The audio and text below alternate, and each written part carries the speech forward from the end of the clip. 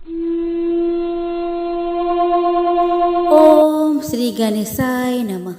जय श्री कृष्ण। राधे राधे।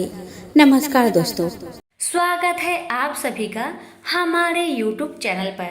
आज हम आप सभी को सुनाने जा रहे हैं जीवित पुत्र का व्रत की 7 प्रमुख कथाएं।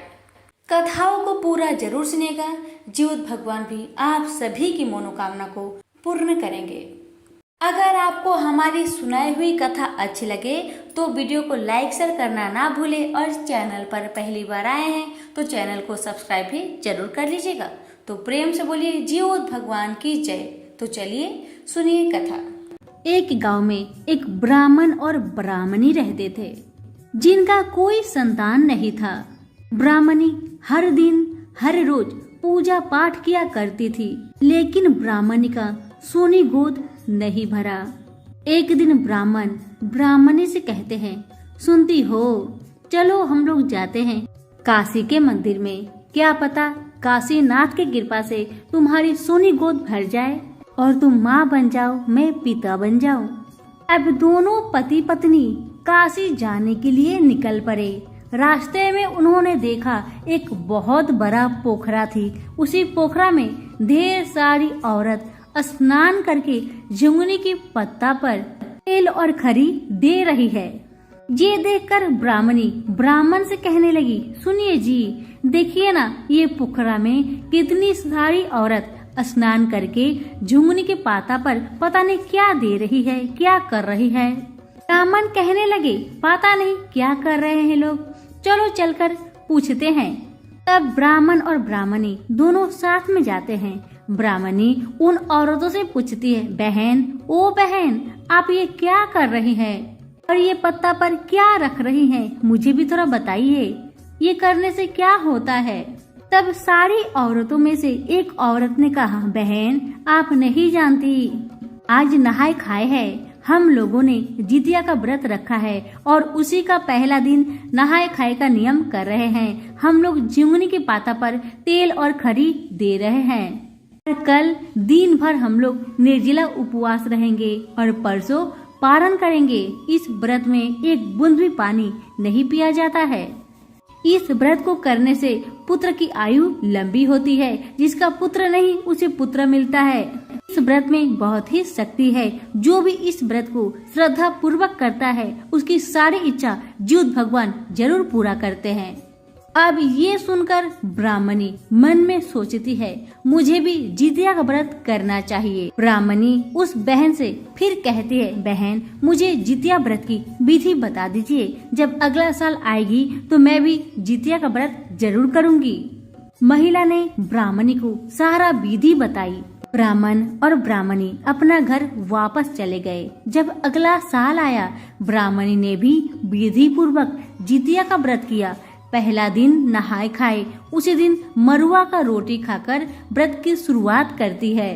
रात को ढेर सारे पकवान बनाकर जीवित भगवान के लिए रख देती है। ऐसे ही सुबह का 3 बजता है। जीवित भगवान को पकवान जो भोजन बनाई होती है उसमें से चढ़ाकर और स्वयं भोजन करके पानी पी करके सो जाती है और दिन भर निर्जला व्रत रहती है। और जब शाम होता है, सभी कोई नदी में स्नान करने जाते हैं तो ब्राह्मणी भी उन्हीं के साथ चली जाती है नदी में स्नान करने। तब महिला स्नान कर लेती है और नदी के पास ही एक कलश को रख के उस पर सभी जितिया का धागा रख करके हाथ जोड़ करके कथा सुनना शुरू करते हैं। वैसे ही ब्राह्मणी कहती है, बहन, ये क्या चीज है? ये जो धागा है ये क्या है? इसे आप कलश पर रखकर क्या कर रही हैं? इसका क्या मोल है? थोड़ा मुझे बताइए। ब्राह्मणी का बात सुनकर वह महिला कहने लगी, ये धागा नहीं, ये बहुत अनमोल है। इसी को तो जितिया कहते हैं। इसमें बहुत ही शक्ति है। यही धागा, यही जितिया तो हम सभी के बच्चे को मौत का मुख से वापस लौटा कर लाती है। ये धागा नहीं, ये बहुत अनमोल है। इसी को कहते हैं जितिया। अब इस जितिया को कलश पर रखकर हम सभी कथा सुनेंगे और कथा सुनने के बाद इसी जितिया को अपने अपने गले में पहन लेंगे। और क्या तुम जानती हो बहन, ये जो जितिया है हम लोगों का प्राण से जुड़ा है। कैसे? नहीं जानती? आओ मैं तुम्हें बताती हूँ, ध्यान से सुनना। जब हमारा संतान होता है तो हमारे छाती में दूध आने लगता है और उसे कहते हैं गंगा और जमुना। और जब बच्चा अपनी माँ के स्तन से दूध पीता है तो माँ की ममता बच्चा से जुड़ जाता है और बच्चा का ममता माँ से जुड़ जाता है। और जैसे ही कथा समाप्त होता है, सभी औरत अपना अपना जितिया को अपने गर्दन में धारण करती है और सभी अपने अपने घर को जाती है। और जैसे सुबह होता है, ब्राह्मणी अपने घर में अच्छा से पूजा पाठ करके और पारण करने से पहले जीउत भगवान को हाथ जोड़ के प्रणाम करती है और कहती है, हे जीउत भगवान, अगर मुझसे कोई गलती हुआ हो मुझे क्षमा करे। उसके बाद गरम गरम भोजन करती है। और जब रात होता है तो जीउत भगवान ब्राह्मणी के गर्भ में एक जीव को डाल देते हैं। और जैसे ही दिन बीतने लगा, 3 से 4 महीना हो गया, ब्राह्मणी को महसूस हुआ कि उसके पेट में कोई हाथ और लात चला रहा है। ये बात ब्राह्मणी ने अपने पति ब्राह्मण को कही तो ब्राह्मण समझ गए। वो तो बहुत खुश हो गए और ब्राह्मणी से कहने लगे, देखो ब्राह्मणी, तुमने जिउतिया का व्रत नियम श्रद्धा पूर्वक किया और तुम्हारे गर्भ में जीउत भगवान जीव डाल दिए। अब तुम्हारी गोद सूनी नहीं रहेगी। जल्द ही हमारे घर में एक नन्हा सा बच्चा आने वाला है। अब तो ब्राह्मण और ब्राह्मणी बहुत खुश हुए। दोनों पति पत्नी मिलके जीउत भगवान को कोटि कोटि प्रणाम करते हैं। समय बीतने लगा। 9 महीने बाद ब्राह्मणी एक सुंदर सा पुत्र को जन्म देती है और उस पुत्र का नाम चंदन रखा जाता है। बच्चा जैसे जैसे बड़ा होने लगा, बच्चा वैसे वैसे माता पिता से कुछ न कुछ मांगने लगा और जब भी बच्चा कुछ भी मांगता, माता पिता उसे जरूर ला कर देते, चाहे जैसे भी हो लाकर जरूर देते। ऐसे करते करते बच्चा बड़ा होने लगा और स्कूल में एडमिशन हो गया। बच्चा पढ़ लिख कर जब बड़ा हो गया तो एक दिन ब्राह्मणी ब्राह्मण से कहती है, सुनिए जी, बेटा चंदन बड़ा हो गया है, उसका एक अच्छा सा लड़की देकर विवाह कर दीजिए। अब ब्राह्मण एक अच्छी सी कन्या देखकर अपने बेटा चंदन का विवाह कर देते हैं। विवाह का जैसे महीना दिन बीत जाता है, वैसे ही ब्राह्मण की मृत्यु हो जाती है। अब समय बीतते गया। कुछ समय बाद माता भी पति का चिंता लेकर वो भी बेचारी बिस्तर में पड़ जाती है। उनका तबीयत बहुत खराब रहता है। बिस्तर से उठकर उन्हें एक गिलास पानी लेने का शक्ति नहीं था। एक दिन माता ने अपने बेटे चंदन से कहा, बेटा पता नहीं क्यों मेरा तबीयत बहुत खराब लग रहा है, थोड़ा एक गिलास मुझे पानी दे देना पीने के लिए। ये सुनकर बेटा कहने लगा, खुद लेकर पी लो माँ, मैं नहीं दे सकता। फिर माँ कहती है, बेटा मेरा तबीयत बहुत खराब है, मेरे शरीर में इतना शक्ति नहीं है कि मैं एक गिलास पानी लेकर पी सकूं, मुझे दे दो एक गिलास पानी। लेकिन बेटा चंदन अपनी माँ को पानी नहीं देता है। बेचारी माँ प्यास से रह नहीं पा रही थी। जैसे तैसे करके भगवान का नाम लेकर उठ करके एक गिलास पानी पीती है। समय बीतते गया, माँ और बूढ़ी होने लगी तो माँ का भी मन बच्चे जैसा हो गया। माँ को भी कभी कभी चटपटा खाने को मन करता, कभी ये खाने को मन करता, कभी ये खाने को मन करता। तो माँ अपने बेटे से कहने लगी, बेटा आज मुझे ये सामान खाने का मन कर रहा है, थोड़ा बहू से कह के बनवा दो ना बेटा, मेरा मुंह कैसा कैसा हो गया है, थोड़ा चटपटा भोजन बनवा दो ना बेटा। लेकिन बेटा चंदन अपनी माँ का पसंद का भोजन एक दिन भी नहीं बनवाया। और जब कभी उसकी पत्नी कुछ भी सामान मांगती तो चंदन फुर्ती में दौड़ दौड़ कर लाकर दे देता। वही देखकर माँ को बहुत दुख लगता। माँ सोचने लगी, मैं एक गिलास पानी मांगी अपने बेटे से, लेकिन मेरा बेटा मुझे लाकर नहीं दिया। आज उसकी पत्नी जो भी मांग रही है चंदन उसे पूरा कर रहा है। ये देखकर माता बहुत रोने लगी। उसे पहले का दिन याद आ गया कि इसी बच्चे के लिए मैंने कितना मन्नत मांगी, लेकिन जीउत भगवान की कृपा से मुझे ये बेटा मिला। आज ये ही बेटा मेरे साथ ऐसा करेगा, मुझे पता ही नहीं था। यही सोच सोचकर माँ रोए जा रही है, रोए जा रही है। खाना पानी के लिए तरसते तरसते एक दिन बूढ़ी माँ का मृत्यु हो जाता है। लेकिन बेटा के आंखों से एक बूंद तक आंसू नहीं गिरता। अपनी माँ के लाश को ले जाकर शमशान में जलाकर चला आता है और आने के बाद अपनी पत्नी से कहता है, अच्छा हुआ कि आज मेरी माँ की मृत्यु हो गई, नहीं तो मुझे बहुत परेशान करती थी। कभी कहती ये लाओ, कभी कहती वो लाओ, सारा झंझट ही समाप्त हो गया। ये सारा बात चंदन की पत्नी ध्यान से सुन रही थी। अब चंदन अपनी पत्नी से कहने लगा, सुनो, आज बहुत अच्छा पकवान बनाओ, मुझे पकवान खाने का बहुत मन कर रहा है। तो चंदन की पत्नी कहती है, सुनिए जी, आज आप ही पकवान बनाइए, हम दोनों मिलकर खाते हैं। पत्नी तो बनाई नहीं, बेचारा चंदन स्वयं भोजन बनाते हैं तो दोनों जन मिलकर खाता है। लेकिन अब चंदन कोई भी काम अपनी पत्नी को कहता तो पत्नी साफ साफ इनकार कर देती, कोई काम ही नहीं करती। ऐसे ही दिन बीतने लगा। एक दिन पत्नी गुस्सा होकर कहने लगी, जो बेटा अपनी माँ का नहीं हुआ वो बेटा मेरा कैसे हो सकता है। जो बेटा अपनी जन्म देने वाली माँ का नहीं हुआ वो कभी मेरा नहीं हो सकता। जो बेटा अपनी माँ की कोई मांग ना पूरा करे वो बेटा मेरा नहीं हो सकता। जो बेटा अपनी माँ को एक गिलास पानी पिलाए बिना उसे मार डाला वो बेटा कभी मेरा हो ही नहीं सकता। अब कुछ दिन बाद ही पत्नी भी चंदन को छोड़ के चली जाती है और कुछ ही दिन में चंदन का पूरा शरीर में घाव भर जाता है। अब चंदन का पूरा शरीर में जैसे ही घाव भर जाता है वैसे ही गांव के लोग देखकर कहने लगते हैं, देखो देखो इसकी माँ तो मर गई, अब इसका शरीर में पूरा घाव हो गया है, ये सब तो पाप का फल है। अपनी माँ को तो कभी पानी दिया नहीं, कभी भोजन दिया नहीं, यही सब पाप का फल मिल रहा है इसे। आज इसकी पत्नी भी इसे लात मार के चली गई। अब ये चंदन अगर इस गांव में रहा तो इसका हवा हम लोग को लगेगा तो हमारे शरीर में भी घाव होने लगेगा, इसलिए इसे इस घर से धक्के मारकर निकाल देना उचित रहेगा। अब चंदन को सभी घर से बाहर निकाल देते हैं। चंदन के घर में जो थोड़ा पैसा रहता है उसे अपने हाथ में लेकर गांव से चला जाता है। गांव के सभी लोग उसे बहुत गाली देते हैं कि कैसा बेटा है ये, छी, ऐसा बेटा तो किसी को ना मिले। माँ ने इसी बेटा के लिए कितना मन्नत मांगी, कितना पूजा पाठ की, ये आज बेटा अपनी माँ को एक गिलास पानी और भोजन के दिए बिना उसे मार डाला। ऐसा बेटा के साथ जो हो रहा है वो बहुत अच्छा हो रहा है, ऐसा होना ही चाहिए। अब चंदन गांव छोड़कर जंगल में जाके रहने लगते हैं और जोर जोर से रोने लगते हैं। अब चंदन को अपनी माँ की याद आती है कि यही माँ जब मैं छोटा था जो भी मैं मांगू मेरी माँ लाकर जरूर देती थी, और आज मेरी माँ एक गिलास पानी के बिना मर गई, मैं उसे पानी तक नहीं दिया। मैं बहुत गंदा इंसान हूँ, बहुत गंदा बेटा हूँ।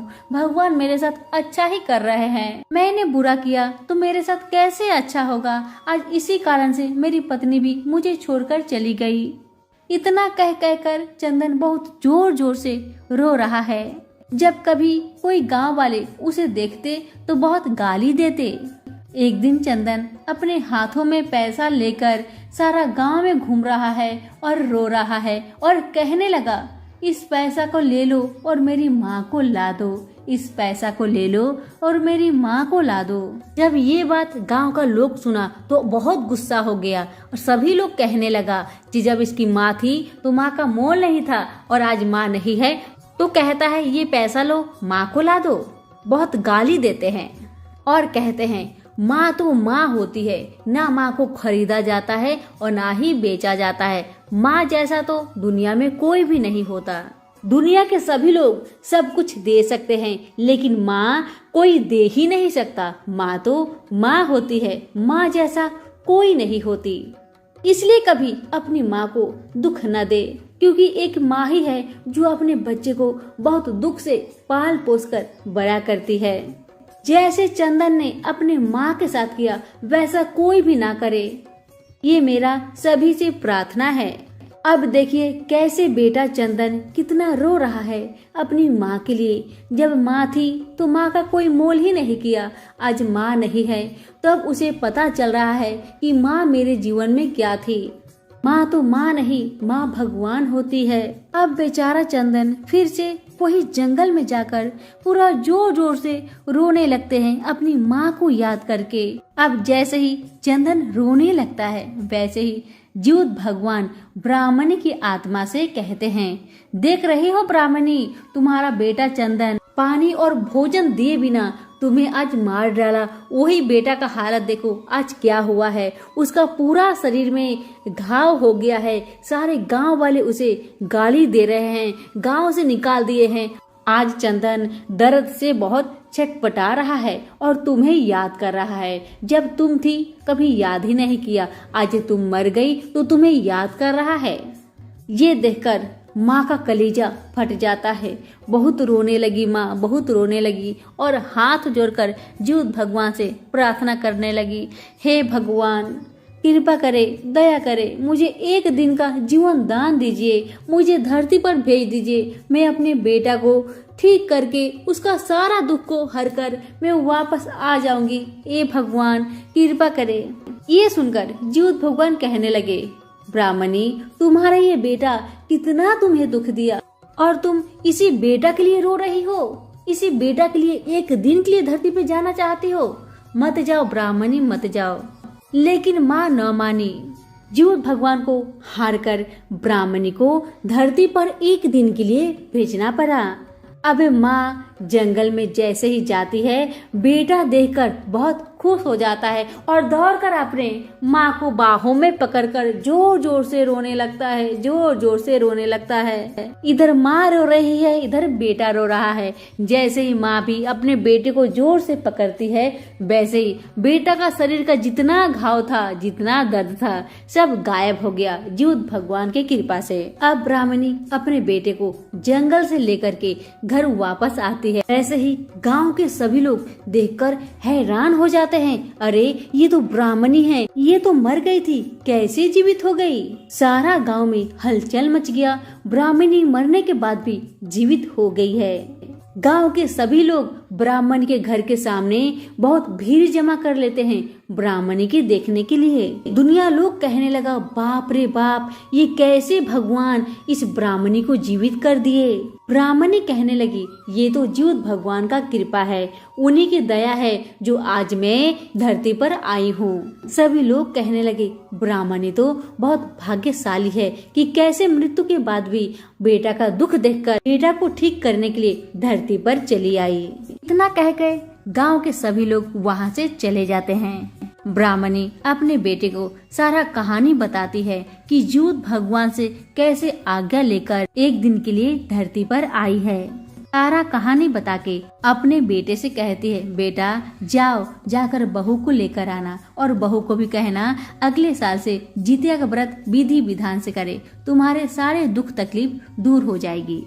इतना कहकर माँ भगवान के द्वार चली गई और उधर बेटा अपनी पत्नी को लेकर चला आता है और पत्नी को सारा कहानी बताता है। पत्नी भी अगला साल से विधि पूर्वक जितिया का व्रत करने लगी। जीवत भगवान की कृपा से उनका भी घर में एक सुंदर सा पुत्र का जन्म होता है। प्रेम से बोले, जीवत भगवान की जय हो। हे भगवान, जैसे आपने ब्राह्मणी पे कृपा करी वैसे सभी पर कृपा करे। जैसे ब्राह्मणी को बेटा ने दुख दिया वैसा दुख कोई भी बेटा अपनी माँ को कभी ना दे। जैसे चंदन को माँ का मोल समझ में आया वैसे सभी बेटा माँ का मोल समझे, कभी माँ बाप को दुख तकलीफ ना दे। हे जीवत भगवान, मेरी सुनाई हुई कथा जो भी लोग सुन रहे हैं सभी की दुख को दूर करे और सभी की मनोकामना को पूर्ण करे। कहानी कहने वाले, सुनने वाले, हुक्कारे भरने वाले, आप सभी पर अपनी कृपा बरसाए। सभी प्रेम से बोलिए, जीवत भगवान की जय हो। दोस्तों, गंधर्व के राजकुमार का नाम जीमुतवाहन था। वह बड़े उदार और परोपकारी थे। जीमुतवाहन के पिता ने वृद्धावस्था में वानप्रस्थ आश्रम में जाते समय इनको राज्य सिंहासन पर बैठाया था, किंतु इनका मन राजपाट में नहीं लगता था। वह राज्य का भार अपने भाइयों पर छोड़कर स्वयं वन में पिता की सेवा करने चले गए। वहीं पर उनका मलयवती नामक राज्य कन्या से विवाह हो गया। एक दिन जब वन में भ्रमण करते हुए जीमूतवाहन काफी आगे बढ़ गए, तब उन्हें एक वृद्धा विलाप करते हुए दिखी। इनके पूछने पर वृद्धा ने रोते हुए बताया कि मैं नागवंश स्त्री हूँ और मुझे एक ही पुत्र है। पक्षीराज गरुड़ के समक्ष नागों ने उन्हें प्रतिदिन भक्षण हेतु एक नाग सौंपने की प्रतिज्ञा की हुई है। आज मेरे पुत्र शंखचूड़ की बलि का दिन है। जीमूतवाहन ने वृद्धा को आश्वस्त करते हुए कहा कि डरो मत, मैं तुम्हारे पुत्र के प्राणों की रक्षा करूंगा। आज उसके बदले मैं स्वयं अपने आप को उसके लाल कपड़े में ढककर बद्ध शिला पर लेटूंगा। इतना कहकर जीमूतवाहन ने शंखचूड़ के हाथ से लाल कपड़ा ले लिया और वे उसे लपेटकर खुद को बलि देने के लिए चुनी हुई बद्ध शिला पर लेट गए। नियत समय पर गरुड़ बड़े वेग से आए और वह लाल कपड़े में ढके जीमूतवाहन को पंजे में दबोचकर पहाड़ के शिखर पर जाकर बैठ गए। अपने चंगुल में गिरफ्तार प्राणी की आंख में आंसू और मुंह में आह निकलता ना देखकर गरुड़ जी बड़े आश्चर्य में पड़ गए। उन्होंने जीमूतवाहन से उनका परिचय पूछा। जीमूतवाहन ने सारा किस्सा सुनाया। गरुड़ जी उनकी बहादुरी और दूसरे की प्राण रक्षा करने में स्वयं का बलिदान देने की हिम्मत से बहुत प्रभावित हुए। प्रसन्न होकर गरुड़ जी ने उनको जीवन दान दे दिया तथा नागों की बलि न लेने का वरदान भी दिया। इस प्रकार जीमूतवाहन के अदम्य साहस से नाग जाति की रक्षा हुई और तब से पुत्र की सुरक्षा हेतु जीमूतवाहन की पूजा की प्रथा शुरू हो गई। आश्विन कृष्ण अष्टमी के प्रदोष काल में पुत्रवती महिलाएं जीमूतवाहन की पूजा करती है। कैलाश पर्वत पर भगवान शंकर माता पार्वती को कथा सुनाते हुए कहते हैं कि आश्विन कृष्ण अष्टमी के दिन उपवास रखकर जो स्त्रियां साया प्रदोष काल में जीमूतवाहन की पूजा करते हैं तथा कथा सुनने के बाद आचार्य को दक्षिणा देती है, वह पुत्रों का पूर्ण सुख प्राप्त करती है। व्रत का पारण दूसरे दिन अष्टमी तिथि की समाप्ति के पश्चात किया जाता है। यह व्रत अपने नाम के अनुरूप फल देने वाला है। नर्मदा नदी के पास एक कंचनवटी नाम का नगर था। वहाँ के राजा का नाम मलाई केतु था। उसी नर्मदा नदी के पश्चिम ओर बालूहटा नाम की एक मरुभूमि थी, जिसमें एक विशाल पेड़ पर चील रहती थी और उसी पेड़ के नीचे एक सियारन भी रहती थी। चील और सियारिन दोनों ही पक्की सहेलियां थी। कुछ महिलाओं को जितिया व्रत करते देख चील और सियारिन ने भी यह व्रत करने का संकल्प किया और दोनों ही भगवान श्री जीमूतवाहन की पूजा और व्रत करने का प्रण ले लिया। जिस दिन दोनों को व्रत रखना था, ठीक उसी दिन शहर के एक बड़े व्यापारी की मृत्यु हो गई और उनका दाह संस्कार वही मरुस्थल पर हुआ। मुर्दा देखकर सियारिन को भूख लगने लगी और वह खुद को रोक न पाई, जिसके कारण उसका व्रत टूट गया। परंतु चील ने खुद पर संयम रखा और पूरी श्रद्धा और नियम से अपना व्रत पूरा किया और अगले दिन व्रत का पारण भी किया। उसके बाद अगले जन्म में दोनों सहेलियों ने पुत्री के रूप में एक ब्राह्मण के परिवार में जन्म लिया। उनके पिता का नाम भास्कर था। चील बड़ी बहन और सियारिन छोटी बहन बनी। बड़ी बहन का नाम शीलावती रखा गया और उसकी शादी बुद्धिसेन के साथ हो गई। छोटी बहन का नाम कपूरावती रखा गया और उसकी शादी उस शहर के राजा मलाई केतु से हुई और छोटी बहन कपूरावती कंचनवटी नगर की रानी बन गई। अब भगवान जीमूतवाहन के आशीर्वाद से बड़ी बहन शीलावती को 7 पुत्र प्राप्त हुए, लेकिन कपूरावती के बच्चे जन्म लेते ही खत्म हो जाते थे। कुछ सालों बाद शीलावती के 7 पुत्र बड़े हो गए और राजा के दरबार में काम करने लगे। उन्हें देखकर कपूरावती के मन में ईर्ष्या और जलन की भावना उत्पन्न होने लगी। इस ईर्ष्या की भावना से कपूरावती ने राजा से कहकर शीलावती के 7 बेटे के सर कटवा दिए। फिर उन 7 सिरों को साथ में बर्तन में डालकर ढक दिया गया और शीलावती के पास भिजवा दिया गया। यह सब देखकर भगवान जीमूतवाहन ने मिट्टी की सहायता से 7 भाइयों के सर बनाए और सभी सिरों को धड़ से जोड़कर उन पर अमृत छिड़क दिया, जिसके कारण वे 7 भाई फिर से जिंदा हो गए और घर लौट आए। रानी ने जो कटे सर भिजवाए थे वह सब फूल बन गए। कपूरावती समाचार पाने को बहुत व्याकुल थी, लेकिन जब उसे इस बात का पता चला तो वह अपने बड़ी बहन के घर गई और वहां सबको जिंदा देखकर आश्चर्य में पड़ गई और बेहोश हो गई। जब कपूरावती होश में आई तो उसने अपने बड़ी बहन से यह सारी बात बताई और अपनी गलती का पछतावा किया। भगवान जीमुतवाहन की कृपा से बड़ी बहन को पूर्व जन्म की सारी बातें याद आ गई और वह अपनी छोटी बहन को उसी पेड़ के नीचे लाकर पूर्व जन्म की सारी बातें सुनाई, जिसे सुनकर कपूरावती फिर बेहोश हो गई और मर गई। जब राजा तक इस बात की सूचना मिली तो उन्होंने उसी जगह पर पेड़ के नीचे कपूरावती का दाह संस्कार कर दिया। 2 बहनें थीं जिनका नाम था चूलिया और सियारिन। चूलिया बहुत मेहनती थी और गरीब भी थी। वह मजदूरी करके अपने बच्चों को पालती थी, लेकिन सियारिन गलत आचरण वाली थी जो हमेशा मौज और ऐश करती थी और चूलिया से जलती भी थी। हर वक्त सियारिन यह सोचती थी कि चूलिया इतना खुश कैसे रहती है। चूलिया की हंसी खुशी सियारिन से सहन नहीं हो पाती थी, जिसके कारण सियारिन चूलिया के संतानों को सताने के लिए कई प्रयास कर चुकी थी और कई बार चूलिया के बच्चों को खत्म करने की कोशिश भी कर चुकी थी। किंतु चूलिया की तपस्या और व्रत के कारण उसके बच्चे हमेशा सुरक्षित बच जाया करते थे। एक दिन सियारिन चूलिया के सभी बच्चों को लेकर जंगल में लकड़ी चुनने के लिए लेकर गई और वह जंगल में लकड़ी को चुनते चुनते बच्चे थक गए और थोड़ी देर के लिए सो गए। बच्चों को सोते देख सियारिन ने सभी बच्चों का सिर काट दिया और टोकरी में रखकर वापस घर आ गई और चूलिया को वह टोकरी भेंट में दे दी और कहा कि दीदी, मैं जंगल से आपके लिए नारियल लाई हूँ, बच्चों को खिला देना। चूलिया ने उस टोकरी को उठाकर नहीं देखा और किनारे में रख दिया और अपने बच्चों की प्रतीक्षा करने लग गई। जब शाम से रात हो गई और बच्चे वापस नहीं आए तो वह बहुत परेशान हो गई। बड़े ही करुण स्वर में जोर जोर से रोने लग गई। करुणा भरी स्वर को सुनकर शंकर पार्वती जी से रहा नहीं गया और उन्होंने महादेव से कहा कि हे प्रभु, कोई दुखियारी बहुत ही रो रही है, उसके रोने में बहुत दर्द छुपा हुआ है, मुझसे बर्दाश्त नहीं हो पा रहा, हमें चलकर देखना चाहिए कि कौन रो रहा है और क्यों रो रहा है। तब इस बात पर महादेव जी ने कहा कि यह मृत्यु लोक है और यहाँ पर यह सारी साधारण सी बात है, लेकिन पार्वती के हट के कारण महादेव उनके सामने झुक गए और चूलिया के पास जाकर उसके रोने का कारण पूछने लगे। महादेव जी के पूछने पर चूलिया ने अपने रोने का कारण विस्तार से बता दिया। शंकर जी ने जब ध्यान लगाया तो उन्होंने चूलिया के बच्चों को जंगल में मृत पाया, जिसके बाद शंकर जी ने पार्वती जी को अनुरोध किया और बच्चों को पुनर्जीवित कर दिया। बच्चे नींद से उठकर मौसी को ढूंढ रहे थे, किंतु मौसी वहां नहीं थी। बच्चे डर कर घर आ गए और मौसी के सारे कार्य माँ के सामने बता दिए। यह सब सुनकर चूलिया सियारिन के पास जाकर कहने लगी कि तुम मेरे बच्चों को जंगल में क्यों अकेला छोड़ आई।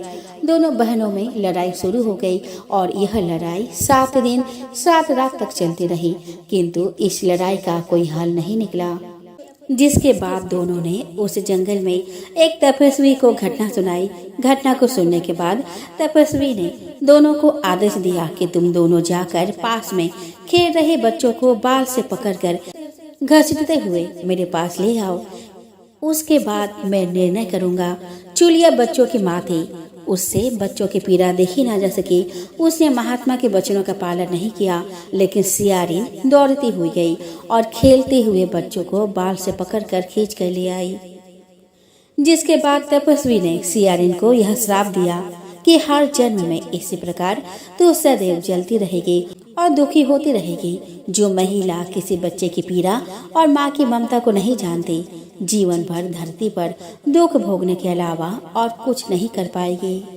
2 बहनें थी, एक का नाम था सुखिया और दूसरे का नाम था दुखिया। दोनों का भाग्य उसके नाम के जैसा ही था। दुखिया गरीब थी और बहुत दुखी रहती थी। सुखिया अमीर थी और हमेशा सुखी रहती थी। दोनों एक ही गांव में रहती थी। दुखिया सुखिया के घर में काम करती थी, साफ सफाई करती थी, खाना बनाती थी और जो खाना बच जाता था वो खाना सुखिया दुखिया को दे देती थी। इसी कारण दुखिया का घर चलता था।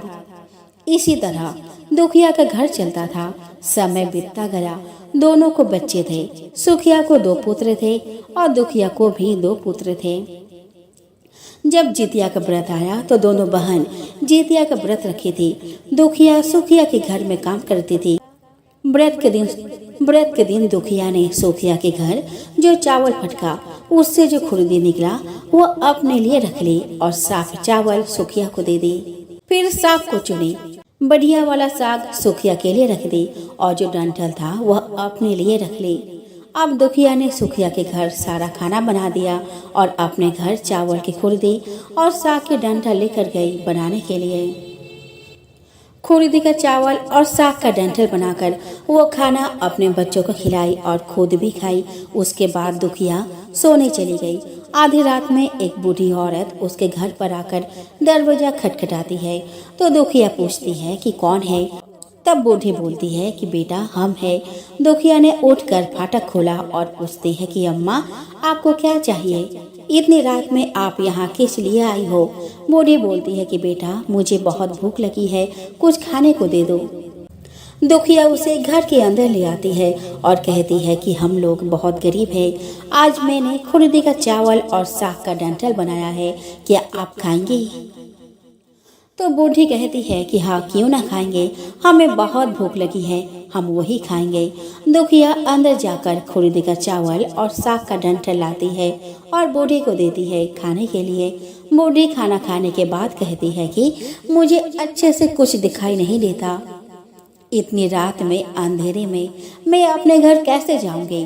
तो दुखिया कहती है कि कोई बात नहीं, आप यहीं पर सो जाइए, सुबह अपने घर चले जाना। तो बूढ़िया दुखिया के घर में ही सो जाती है।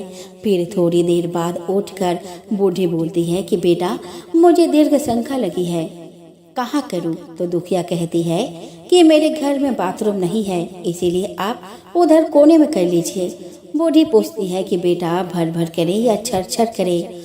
दुखिया नींद में थी तो वह कहती है कि माता जी भर भर कर दो, मैं सुबह साफ कर दूंगी।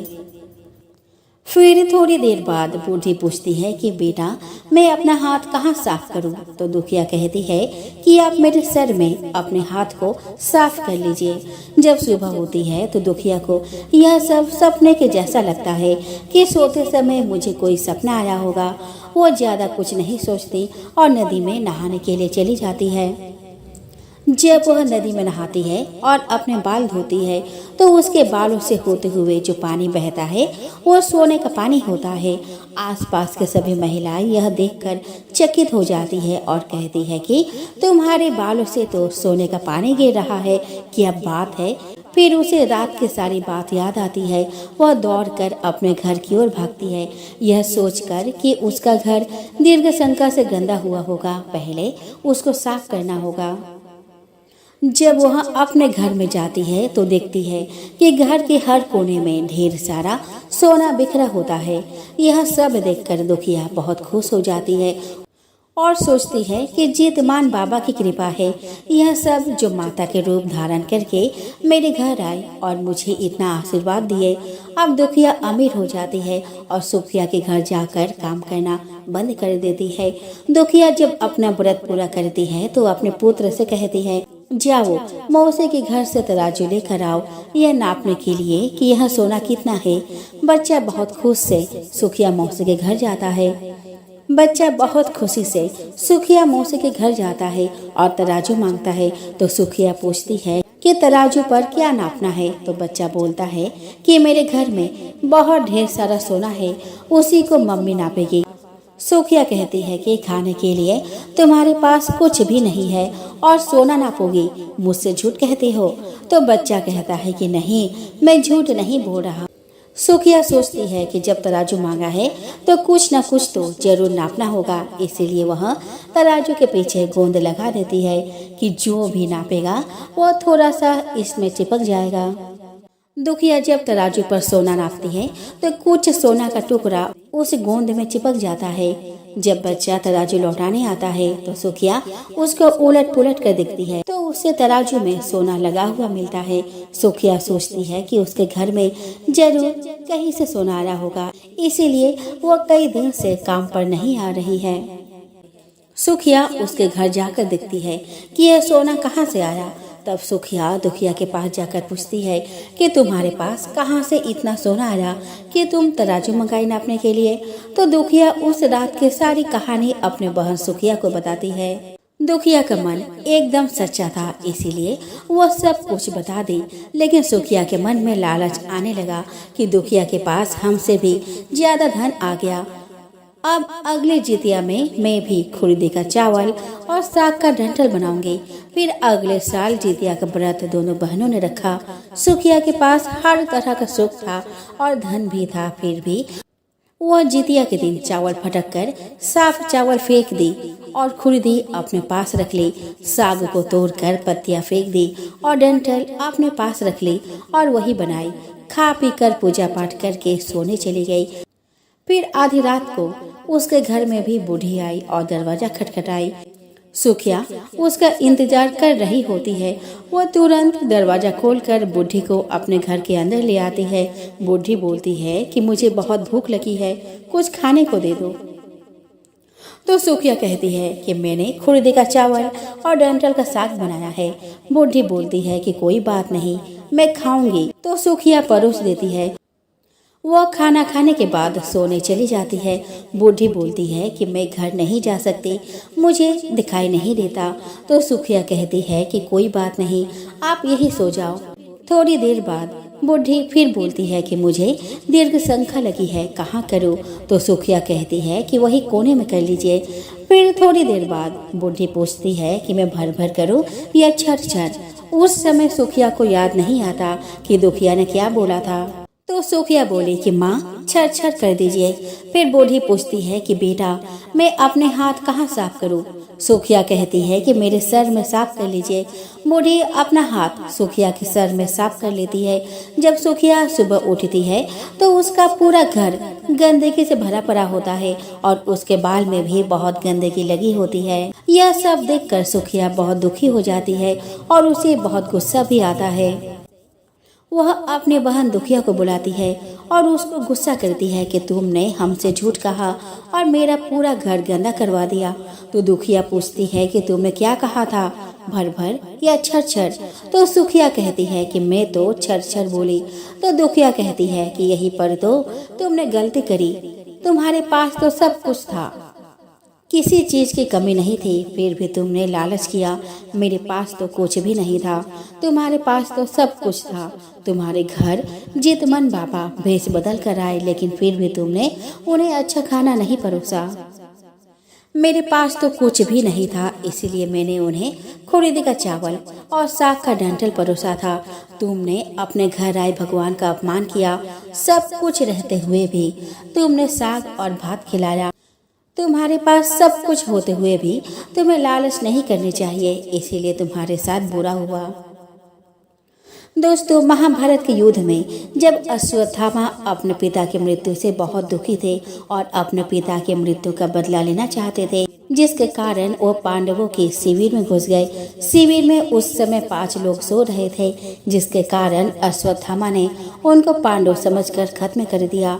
यह माना जाता है कि सभी पुत्र द्रौपदी के 5 पुत्र थे, जिसके कारण अर्जुन ने अश्वत्थामा को बंदी बना लिया और उनकी दिव्य मणि भी छीन ली, जिसके कारण अश्वत्थामा ने क्रोध में आकर अभिमन्यु की पत्नी के गर्भ में पल रहे शिशु को भी ब्रह्मास्त्र के जरिए मार डाला। जिसके बाद भगवान श्री कृष्ण ने अपने सारे पुण्य का फल उत्तरा के में पल रहे शिशु को पुनः जीवित किया। श्री कृष्ण की कृपा से इस पुत्र का नाम जीवित पुत्री का नाम दिया गया।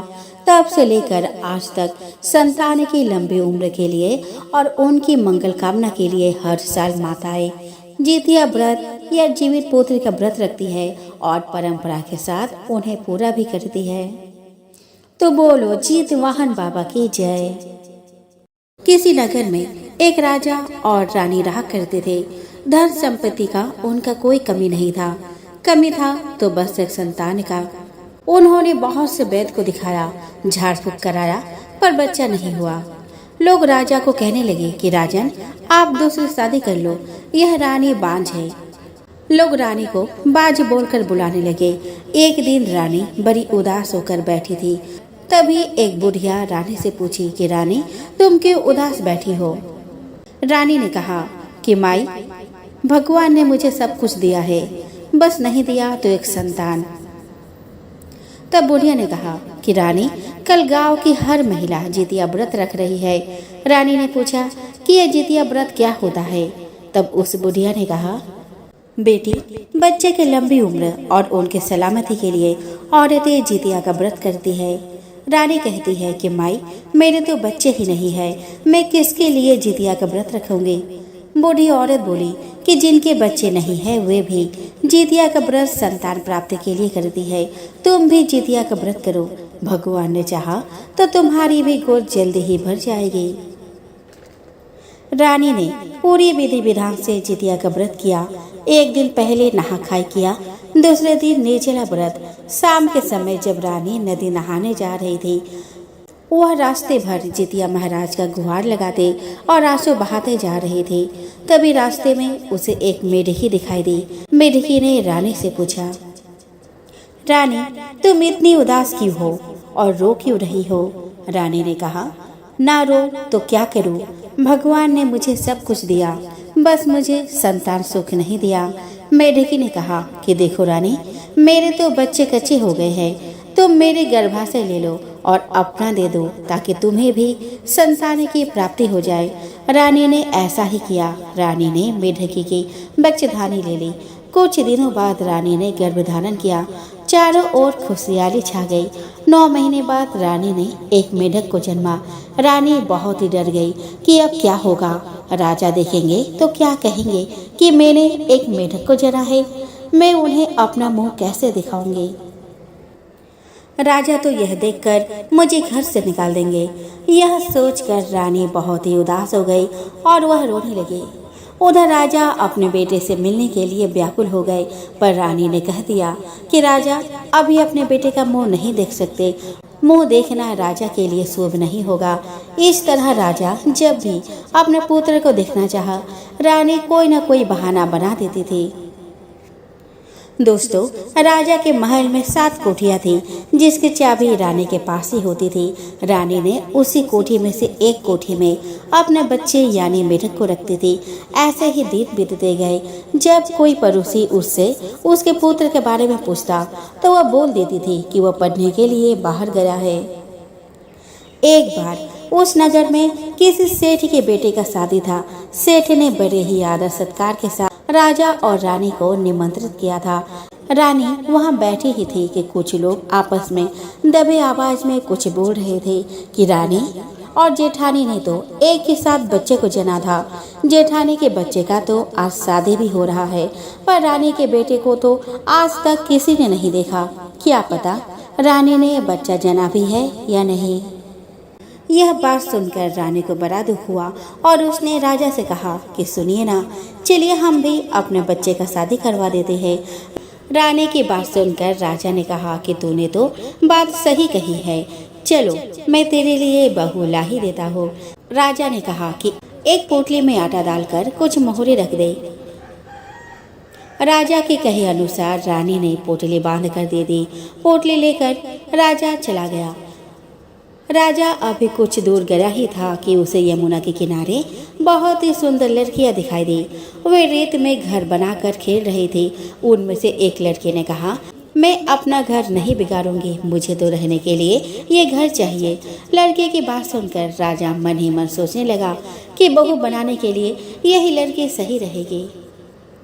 जब वह लड़के जाने लगे तो राजा भी उसके पीछे पीछे उसके घर तक चला गया। वहां जाकर राजा ने कहा कि बेटी, अभी तो भादो मास चल रहा है, इसीलिए किसी के घर में खाना नहीं खाता।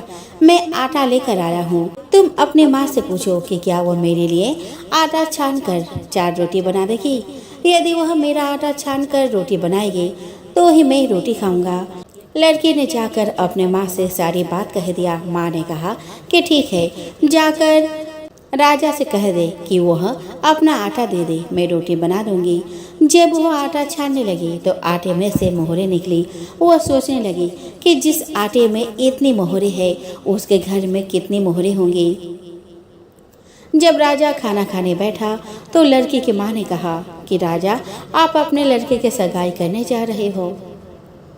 तब राजा ने कहा कि मेरा बेटा तो काशी में पढ़ने गया हुआ है, लेकिन यदि तुम कहो तो खाने कटोरे से विवाह करके तेरी बेटी को अपने साथ ले जाऊं। लड़की की माँ ने कहा कि ठीक है। राजा अपने बेटी बहू को लेकर अपने राजमहल लौट आया और रानी से कहा कि देखो रानी, मैं बहू लेकर आया हूँ। रानी ने कहा कि दुनिया तो ताने मारती है, अब आप भी मारने लगे। हमारे बेटा तो काशी पढ़ने गया है, तो बहू कहाँ से आएगी? राजा ने कहा कि तू दरवाजा खोल कर दे देख। तब रानी ने दरवाजा खोला तो सामने बहू को खड़ी देखा। उसने बहू को स्वागत किया और आदर सत्कार से अंदर ले आई। सारे नगर में खबर फैला दी जाती है कि राजा के बेटे का आज शादी है। सारे लोग शादी में आमंत्रित है। सारे लोग राजकुमार को देखने के लिए नजर टिकाए बैठे थे। रानी ने अपने बेटे मेढक को एक स्वर्ण के बक्से में भरकर शादी के मंडप में ले आई। सभी लोग देखकर हैरान थे कि राजकुमार कहाँ है। रानी ने कहा कि राजकुमार तो पढ़ने बाहर गया हुआ है, इसीलिए उसके जगह उसने उस बक्से को रख दिया और बक्से के साथ ही उस लड़की की शादी करवाया गया।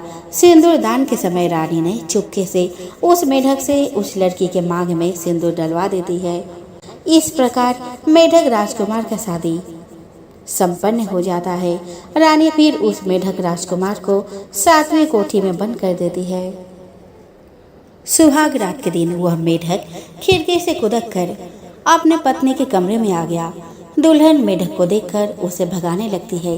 तभी उस मेढक से एक आवाज आती है कि प्रिय, मैं तुम्हारा पति हूँ, मेरे साथ ही तुम्हारा शादी हुई है। तभी मेढक से 18 साल का जवान युवक बाहर निकलता है और कहता है कि मैं ही तुम्हारा पति हूँ। दरअसल मेरी माँ की पुत्र नहीं हो रहा था, इसलिए मेरी माँ ने एक मेढकी के गर्भाशय लिया था। मेढकी का गर्भाशय होने के कारण मैं इस मेढक के खाल में रहता हूँ। अब यह घटना रोज की हो गई थी। रोज वह मेढक कोठे की खिड़की से कूदक कर अपने पत्नी के कमरे में आ जाता था। ऐसे ही दिन बीत रहे थे और नई दुल्हन का गर्भ ठहर जाता है। यह बात रानी को पता चली तो रानी को बहुत ही हैरानी हुई। उसने तुरंत ही नई दुल्हन को बुलाया और पूछा कि सच बताओ, यह बच्चा किसका है, क्योंकि मुझे पता है कि यह तो मेरे बेटे का नहीं है। तुमने किसके साथ अपना मुंह काला की हो, बताओ। तब दुल्हन ने कहा कि माँ जी, मैं पतिव्रता स्त्री हूँ, अपने पति के अलावा और किसी के बारे में मैं सोच भी नहीं सकती। तब दुल्हन ने सारी सच्चाई कह सुनाई। रानी को विश्वास नहीं हुआ। तब दुल्हन ने कहा कि माँ, अगर आपको विश्वास नहीं हो रहा तो आज रात मेरे कमरे में आप छुप कर बैठ जाइए। रात हो गई। पहले की तरह मेढक खिड़की से कूदक कर अपने पत्नी के कमरे में प्रवेश किया और मेढक के खाल से बाहर निकला। यह सब घटना रानी के सामने हो रहा था। रानी को अपने आंखों पर विश्वास नहीं हो रहा था। जैसे ही राजकुमार मेढक के खाल से निकला, रानी ने उस खाल को जला दिया। अपने खाल को जलते हुए देखकर राजकुमार रोने लगा और कहा कि माँ, यह तुमने क्या किया? रानी ने कहा कि बेटा, मैंने वही किया जो मुझे करना चाहिए था। रानी ने अपने बेटे को गले से लगा लिया और जीवत भगवान को कोटि कोटि नमन की। दूसरे दिन रानी ने सारे नगर वासियों को आमंत्रित किया और कहलवा दिया कि कल मेरी बहू की गोद भराई का रस्म है, इसलिए आप सभी को आना है और अपना आशीर्वाद देकर जाना है। रानी ने सारे महल को दुल्हन की तरह सजवाया। सारे नगरवासी राजमहल आए। राजकुमार को देखकर हैरान थे और आपस में कहने लगे कि अच्छा, राजकुमार इतना सुंदर है, इसीलिए रानी ने उसे हमसे छुपा कर रखा। सारे नगरवासी उन्हें दिल भरकर आशीष दिया। राजा, रानी, राजकुमार और नई दुल्हन खुशी खुशी रहने लगे। तो बोलो जीवत भगवान की जय।